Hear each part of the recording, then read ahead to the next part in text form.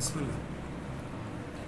اللہ الرحمن الرحیم اعوذ باللہ من الشیطان الرجیم بسم اللہ الرحمن الرحیم الحمد للہ رب العالمین والصلاة والسلام علی سید الانبیاء والمرسلین خاتم النبیین جد الحسن والحسین ابی القاسم مصطفیٰ محمد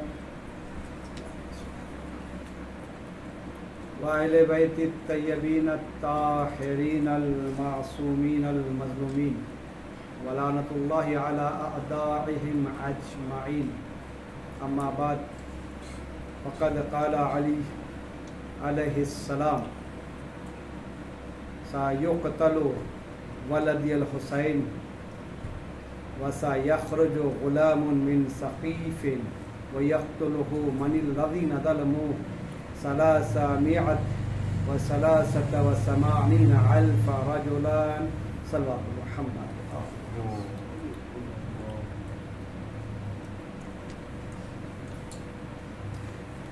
عزیزان گرامی، آج کی تقریر کا موضوع جو ہے وہ ہے سیرت جناب مختار ثقفی. جناب مختار ثقفی کے بارے میں انشاءاللہ بہت ہی مختصر طور پر مفید انشاءاللہ آپ لوگوں کی اذہان عالی تک پہنچانے کی کوشش کریں گے. اسی لیے مولا کائنات کی یہ حدیث کا میں نے سہارا لیا ہے، جس میں مولا کائنات نے جناب مختار ثقفی کے بارے میں ارشاد فرمایا سیقتل ولدی الحسین، ان قریب میرا فرزند حسین شہید کر دیا جائے گا، لیکن زیادہ مدت نہیں گزرے گی کہ قبیلہ ثقیف کا ایک نوجوان قیام کرے گا اور ان ظالموں سے اس طرح انتقام لے گا کہ ان کے کشتوں کی تعداد 3,80,000 ہو جائے گی.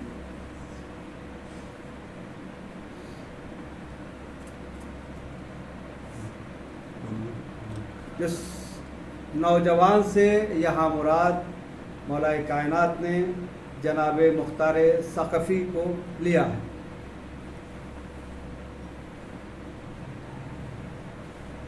جناب مختار ثقفی 1 ہجری طائف میں پیدا ہوئے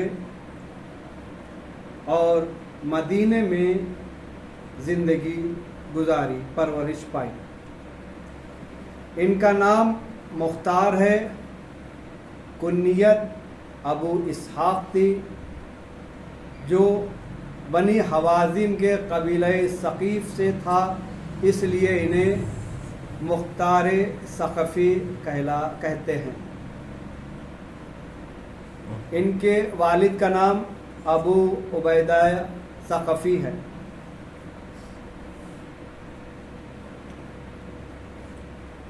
جناب مختار شہر طائف کے ایک محترم اور مہذب گھرانے میں پیدا ہوئے. باپ ابو عبیدہ اور ماں دوما بنت وہب، ماں کا نام ہے دوما بنت وہب ابن عمر ابن مطیب تھی، جنہوں نے اسلام قبول کرنے کے بعد دین اسلام کی تبلیغ اور استقامت میں اپنے گراں قدر خدمات کے ذریعے سے مسلمانوں کے درمیان اہم مقامات حاصل کیے ہیں.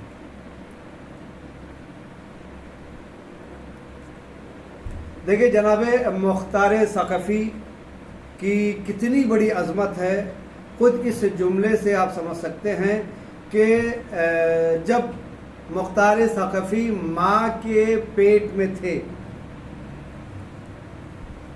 تو ان کی ماں دوما نے خواب میں دیکھا کہ ان کا یہ بچہ پیدا ہونے کے بعد جب بلوغ کی منزل تک پہنچے گا تو اس وقت وہ بہت بڑا شجاع اور بہادر ہوگا، اور وہ اپنی ایک حکومت بنائے گا، اور حکومت ایسے بنائے گا کہ وہ اس حکومت میں صرف اور صرف انصاف ہوگا، ظلم کا نام و نشان نہیں ہوگا۔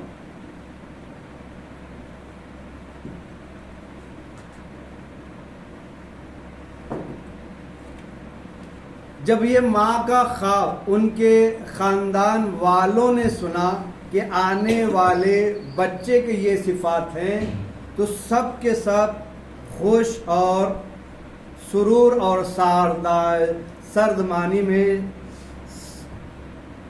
شامل ہو گئے، ڈوب گئے۔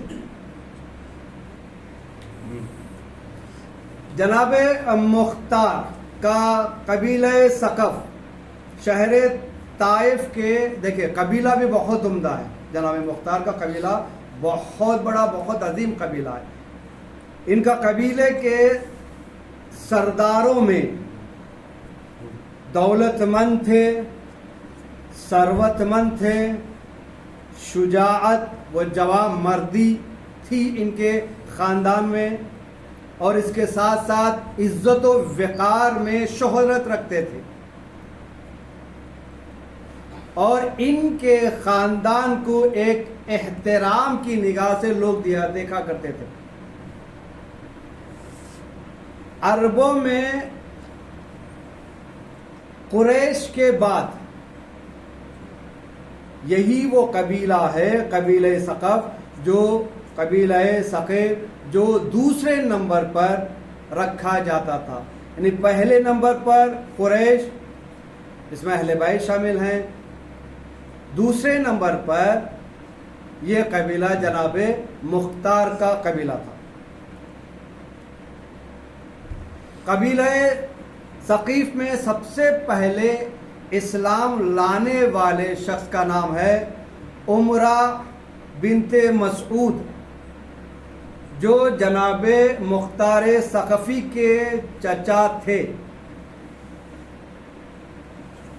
آپ جنگ حنین کے بعد لشکر اسلام نے طائف کا محاصرہ ترک کر دیا، تو خود سے نبی اکرم کی خدمت میں آ کر اسلام لائے، اور کچھ عرصے کے بعد مدینے سے طائف آ کر تبلیغ اسلام شروع کر دی۔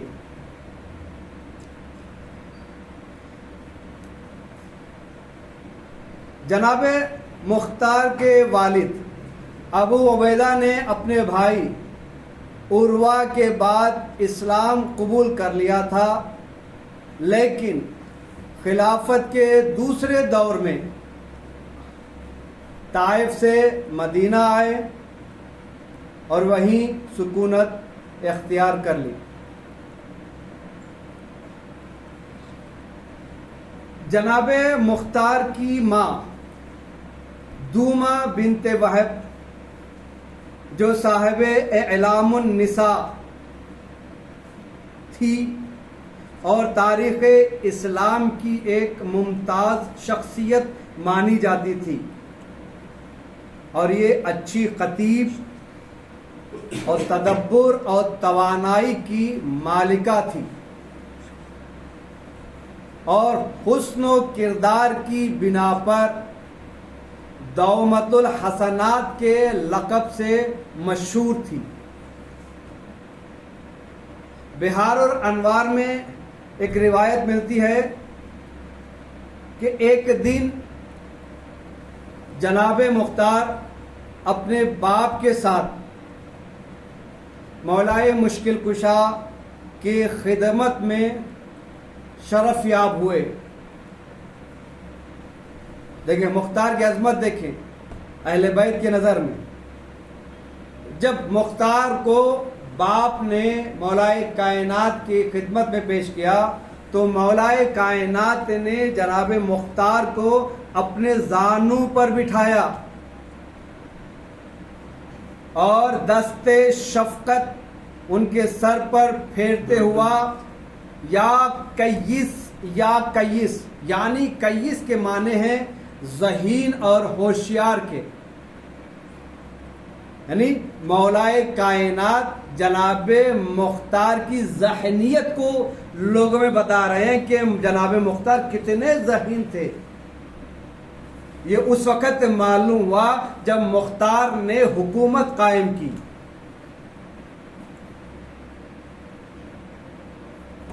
اس کے بعد اسی طریقے سے ایک اور روایت ہے کہ مدینہ منورہ میں جناب مختار بچوں کے ساتھ کھیل رہے تھے،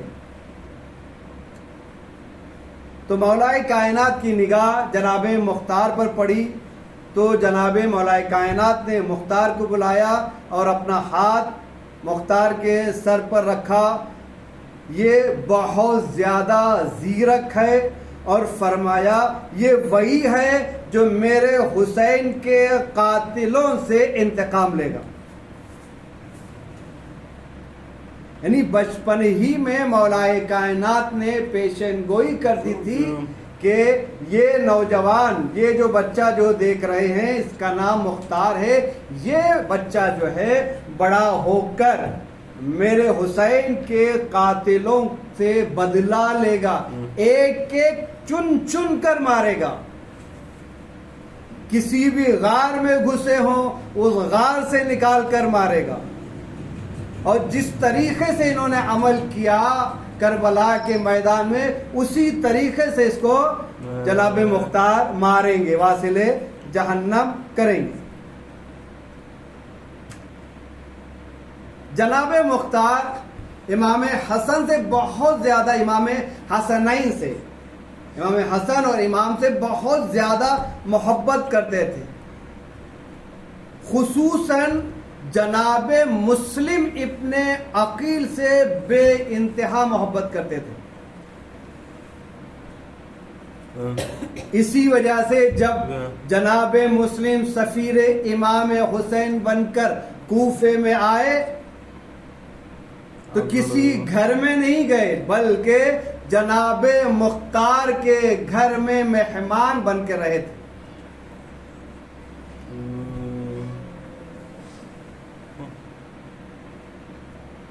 تو اتنی محبت تھی جناب مسلم اور جناب مختار سے۔ جناب مسلم آئے ٹھہرے تھے تو جو ہے جناب مختار کے گھر میں، جناب مختار پہلی بار جب جناب مختار کی عمر 13 برس کی تھی تو ایک عظیم جنگ میں شرکت کی۔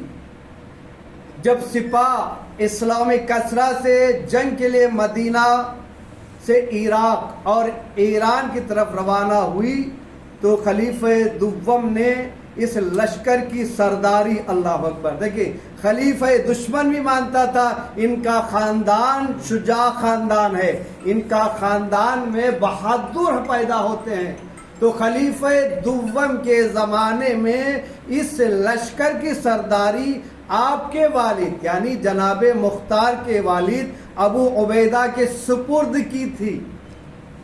جاؤ یہ لشکر ہے میرا، اس لشکر کو لے جا کر جنگ کرو، اور آپ کو بھی اس لشکر میں، یعنی خود باپ نے جناب مختار کو اس لشکر میں ساتھ لے گئے۔ اور اسی طرح سے ایران کے خلاف جنگ کے بعد مختار اپنے وطن طائف نہیں گئے، بلکہ وہ جو ہے مدینہ منورہ میں آئے۔ کیوں؟ اس لیے کہ اہل بیت سے اتنی محبت تھی کہ وہ جدا نہیں ہو سکتے تھے اہل بیت سے۔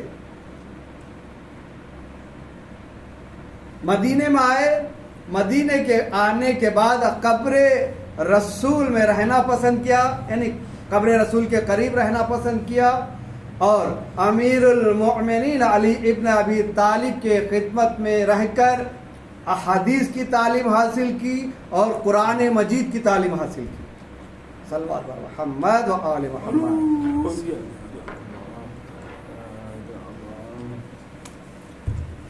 یہ ہے تاریخ جناب مختار ثقفی۔ مختار ثقفی اس تاریخ اسلامی کے ان چند حکمرانوں میں سے ایک ہیں جنہوں نے بنی امیہ کے خلاف تلوار اٹھائی. بنی امیہ کے خلاف جو تلوار اٹھائی وہ جناب مختار تھے، اور کربلا میں حسین ابن علی کی شہادت کا بدلہ لیا اور سینکڑوں قاتل حسین کو تہ تیغ کر کے جہنم رسید کیا.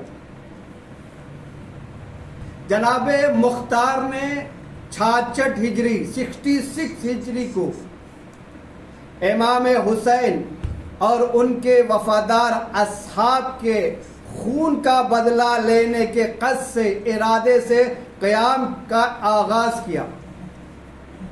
یعنی کربلا کے واقعے کے 5 سال بعد جناب مختار نے قیام کا ارادہ کیا اور قاتلان حسین کو نیست و نابود کرنے کا ارادہ کر کے حکومت کو قائم کیا. تو کوفے کے شیعوں نے بھی جناب مختار کا ساتھ دیا. جناب مختار نے جتنے بھی کربلا کے میدان میں امام حسین پہ حملہ کیے، چاہے وہ تیر کے ذریعے سے ہو، چاہے نیزے کے ذریعے سے ہو، چاہے کسی اور کے ذریعے سے ہو، ان سبھی کو جناب مختار نے تہ تیغ کیا. اپنے قیام کے دوران شمر ابن ذی دوشن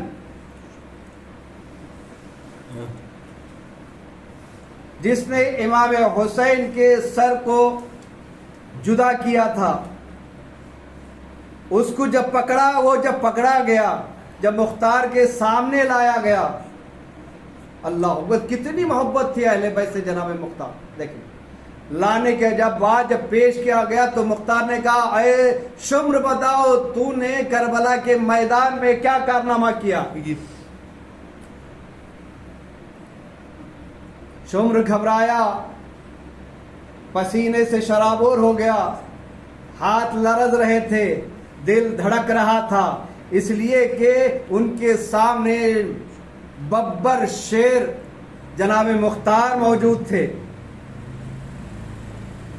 ڈرتی ہوئی آواز میں، خوف زدہ آواز میں کہا، اللہ اکبر، میں نے امام حسین کے سر کو تلوار کے ذریعے سے قلم کیا. کہا اور کیا کیا؟ کہا جب میں قتل کے ارادے سے گیا تھا تو مولا حسین کے لب ہلے تھے اور مولا حسین بتا رہے تھے کہ مجھے ایک قطرہ پانی دے دے، میں بہت پیاسا ہوں، لیکن میں نے امام حسین کی بات کو نہیں مانا. کند خنجر سے امام حسین کے سر کو ان کے جسم سے الگ کیا. تو جس طریقے سے شمر نے امام حسین کو مارا تھا، اسی طریقے سے جناب مختار نے شمر سے بدلہ لیا.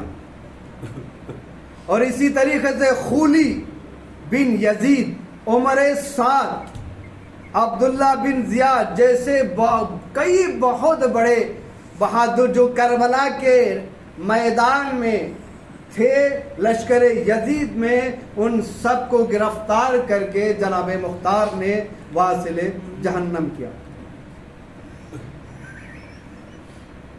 اور ان دشمنوں میں سب سے بڑا دشمن کو جب گھیرنا چاہا اور اسے پکڑنا چاہا تو لوگوں کی کاوشوں سے وہ پکڑا گیا. اس کا نام تھا ہرملہ. یہ ہرملہ وہ ہے جو ایک ننھے مجاہد 6 ماہ کے حسین کے بچے علی اصغر کو 3 شعبہ تیر سے شہید کیا. آپ کو بتائیں ہرملہ کون ہے؟ ہرملہ عرب میں تیر اندازی میں اس کا کوئی مقابلہ نہیں کر سکتا تھا. بہت بڑا تیر انداز تھا.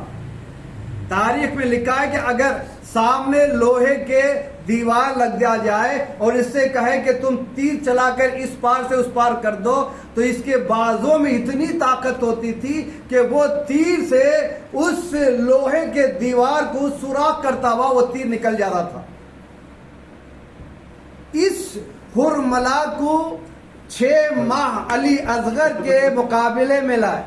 جب جناب امام حسین علی اصغر کو کربلا میں لے کر آئے، پانی طلب کیا، ظالموں نے پانی نہیں دیا، منہ پھیر پھیر کر رونے لگے، تو اس وقت عمر سعد نے کہا کہ اینا اینا حرملہ اقطع کلام الحسین، اے حرملہ کہاں ہے؟ حسین کے کلام کو قطع کر دے، ایسا نہ ہو کہ فوج میں بغاوت پیدا ہو جائے۔ حرملہ آگے بڑھا اور ایک تیر اپنے کمان میں جوڑا اور تیر جناب علی اصغر کے گردن پر نشانہ لگا کر مارنا چاہتا تھا کہ ہاتھ لرزے اور تیر نیچے گر گیا۔ پھر دوسرا تیر لگایا، پھر وہی۔ عمر سعد نے کہا حرملہ تجھے کیا ہو گیا ہے؟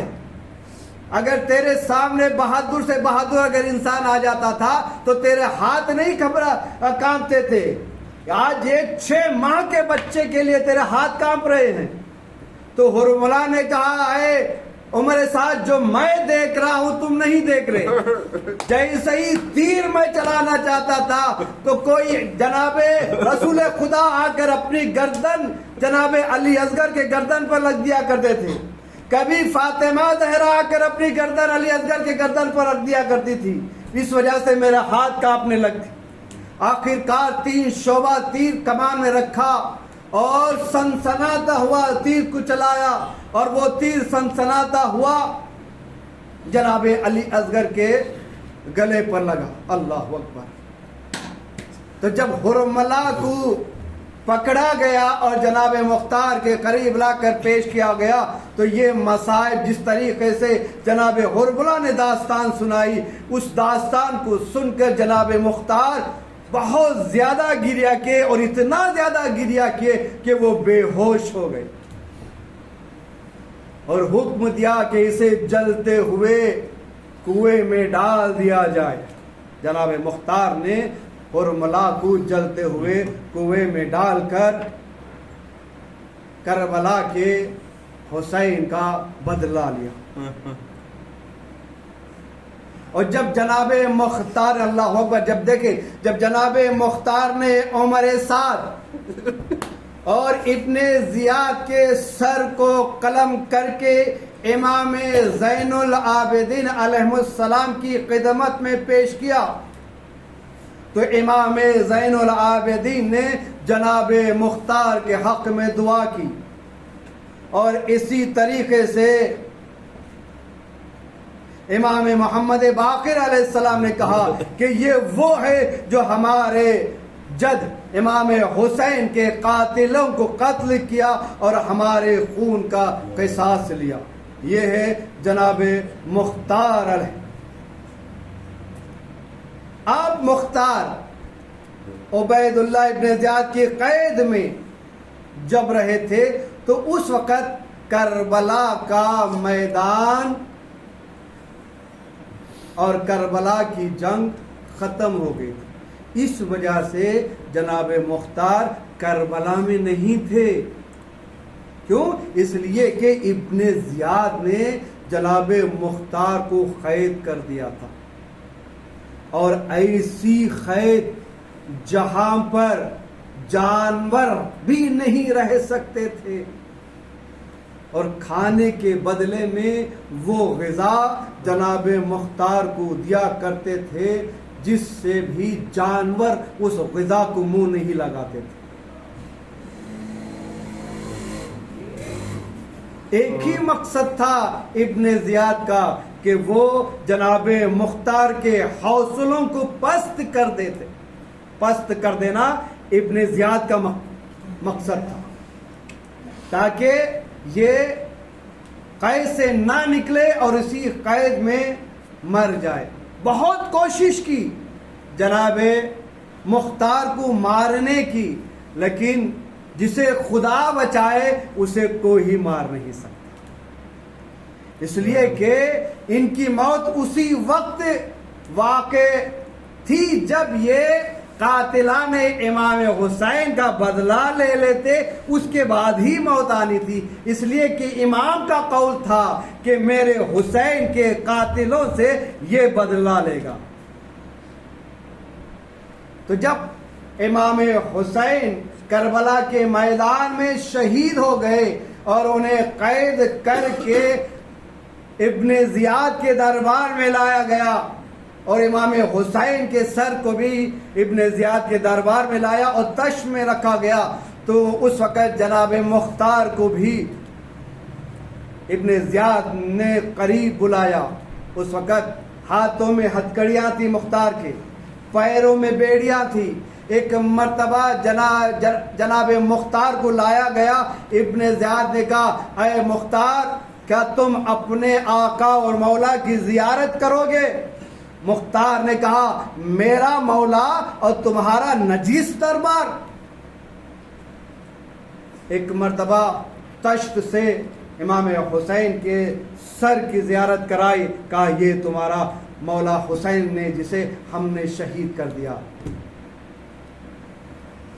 ایک مرتبہ پیچھے سے آواز آئی اے مختار، پیچھے مڑ کر نہیں دیکھنا، اس لیے کہ زینب ام کلثوم بے ردا کھڑے ہیں۔ اللہ، جیسے یہ سننا تھا اور ادھر ابن زیاد کا یہ کہنا کہ میں نے حسین کو قتل کر دیا ہے، تو ایک مرتبہ خون میں روانگی، جوانی نے جوش مارا اور ایک انگڑائی لی۔ جیسے ہی انگڑائی لی، ساری کی ساری زنجیریں ٹوٹ کر زمین پر بکھر گئی۔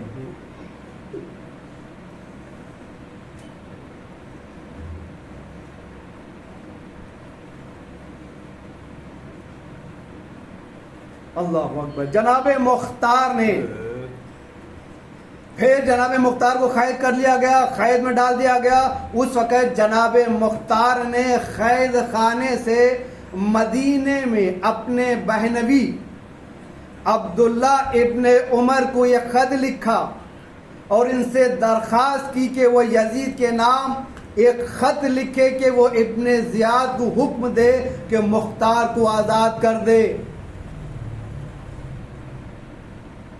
ادھر ابن زیاد نے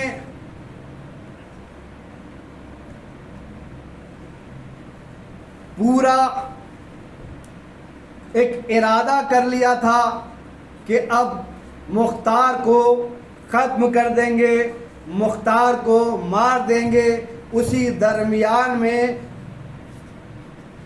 یزید کا خط ابن زیاد کو پہنچا اور اس میں لکھا تھا کہ مختار کو آزاد کر دیا جائے۔ ابن زیاد مجبور ہو گیا حاکم کا خط دیکھتے ہی، ورنہ قید میں ہی ابن زیاد نے مختار کو مار دیا ہوتا۔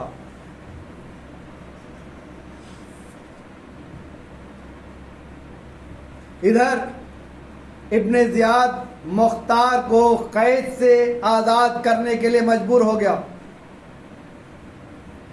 اور اس پر پابندی لگائی گئی کہ وہ کوفے سے باہر نہ جانے پائے، مختار کوفے سے باہر نہ جانے پائے۔ جناب مختار اس وقت ابن زیاد کی قید سے آزاد ہوئے، اس وقت واقع کربلا رونما ہو چکا تھا۔ جب جناب مختار کو معلوم ہوا تو بے قطار رونے لگے اور افسوس کیا، اور اس وقت قسم کھائی کہ جب تک میری سانس میں اس وقت تک نہیں مروں گا جب تک میں اپنے مولا امام حسین کے قاتلوں کو نہیں مار دوں گا۔